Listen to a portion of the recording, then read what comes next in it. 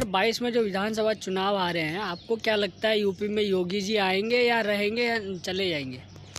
दरअसल एक कहावत आपने सुनी होगी कि 100 में 80% बेईमान फिर भी मेरा देश महान। यानी ये कहावत कहानी चरितार्थ हो रही है उत्तर प्रदेश में। आज की खबर सबसे बेहतरीन खबर आई है कि माननीय नरेंद्र दामोदर दास मोदी, प्रधानमंत्री भारत सरकार, गृह मंत्री अमित शाह जी और भाजपा के राष्ट्रीय अध्यक्ष जेपी नड्डा जी, जो हर जगह हर विधानसभा के चुनाव, लोकसभा के चुनाव में सबसे बड़ी तस्वीरें लगती थी, लेकिन उत्तर प्रदेश के पोस्टर से इन तीनों की तस्वीर गायब है।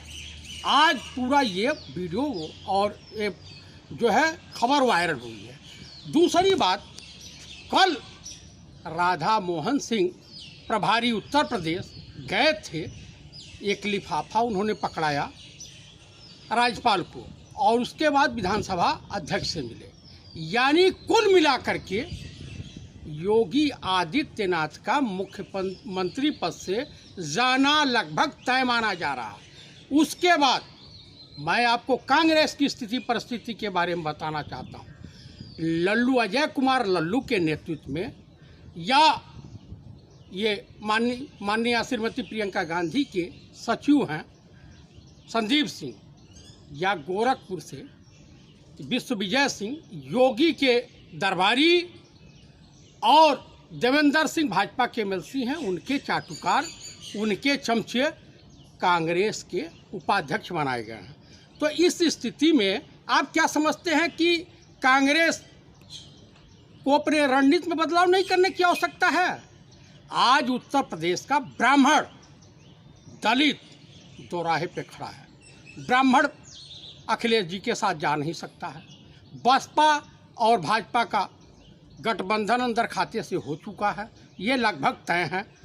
उस स्थिति में ब्राह्मणों का शोषण जितना योगी की सरकार में और ब्राह्मणों का शोषण जितना मोदी सरकार में हुआ है, उतना शायद ही किसी की सरकार में हुआ होगा।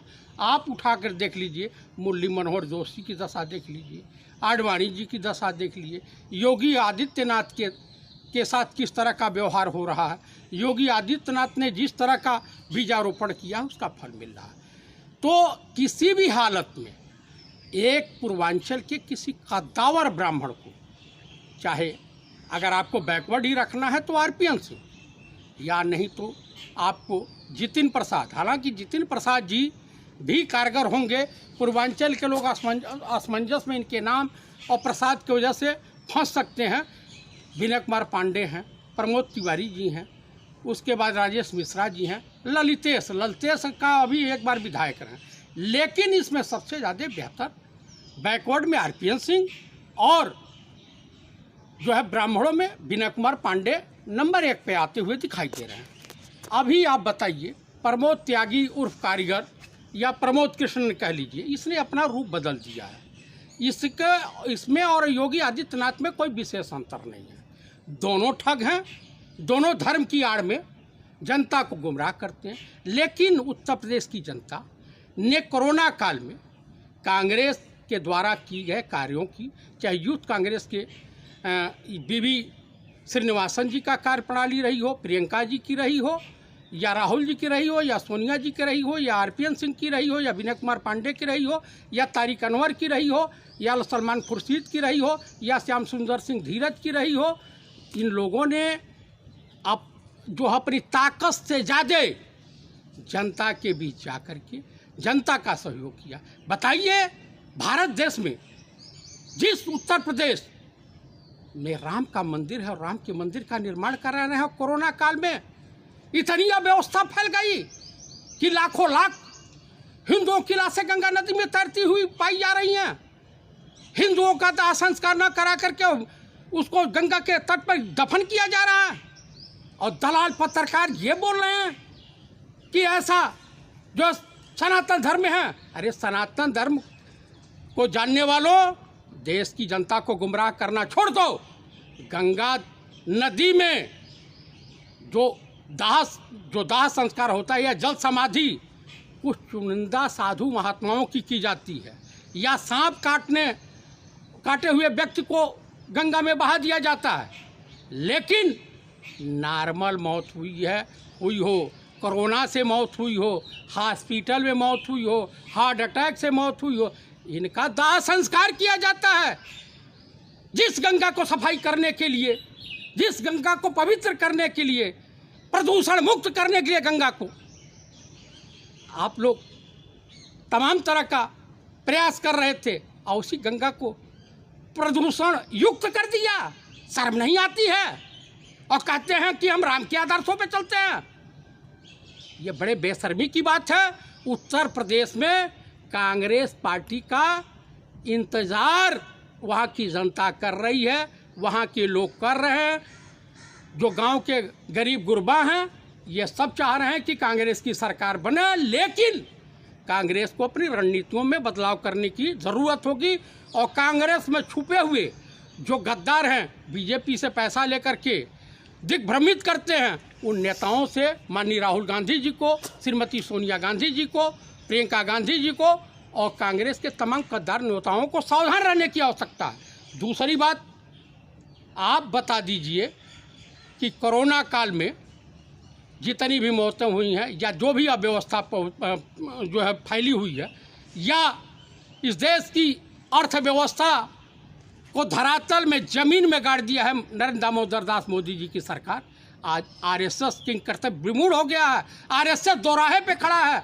मोहन भागवत दिल्ली में मौजूद हैं और वो असमंजस की स्थिति में है कि अब क्या होगा। अगर उत्तर प्रदेश हमारे हाथ से निकल गया, जिससे बंगाल निकल गया, तो दोबारा 2024 में नरेंद्र दामोदर दास मोदी का आना या भाजपा की सरकार का आना असंभव दिखाई दे रहा। ये होने वाला नहीं है। उत्तर प्रदेश से के लोगों ने भाजपा का अंतिम संस्कार करने का फैसला ले लिया है। अतः कांग्रेस के नेताओं से मेरा हाथ जोड़ के विनती है, अनुरोध है कि कृपया अपनी रणनीति में बदलाव करते हुए और कांग्रेस के सिपाही गांव-गांव तक रहने चाहिए, बूथ स्तर पे रहने चाहिए। लेकिन वर्तमान समय की स्थिति है कि आपके पास सिपाहियों का अभाव है, क्योंकि आपके नेता एसी कल्चर से नीचे नहीं उतरने को तैयार हैं और आपको बदलाव करना पड़ेगा। प्रियंका जी, राहुल जी को जनता जनार्दन और कार्यकर्ताओं से के लिए अपने दरवाजे खोलने पड़ेंगे, नहीं तो समय बदल गया।